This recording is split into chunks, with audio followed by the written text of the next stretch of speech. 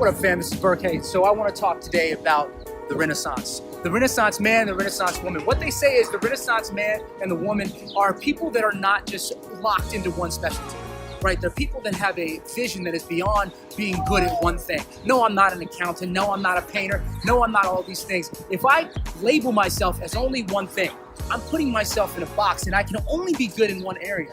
But this day and age, where you got like Donald Glover, the Gary Vaynerchuk, you have these people that are multiple things. They live in multiple dimensions, and so they can express themselves in multiple ways. And so what I want to tell you is that the only way for you to evolve in this day and age is for you to become a jack of all trades. Because you actually already are. The problem is our society told us you have to stay in your lane. Trust me, forget the lanes. You want to get into a place where you are able to blossom however you want to. And so here is the important value I want to give to you. What do you love? Do it. Oh, you love this, you love that, you love this, you love that. People say it's ADHD. No. You actually do love it. So what you can do is start by learning to find out what it is you care about.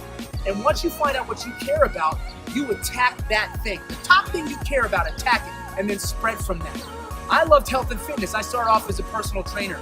But then I realized I like psychology and I like helping people, so I became a life coach. But then I realized that I want to be able to change more lives at one time, and so I became an organizational consultant. And then from there, I also love to do music because I can touch people through music, and I became a musician. I am becoming my entire self at one time. So for you Renaissance people, you ADHD people, let me tell you this. It's time for you to evolve. Don't listen to what people say. Show up 100% as you, and you'll discover what it is you love and change the world. Thanks a lot.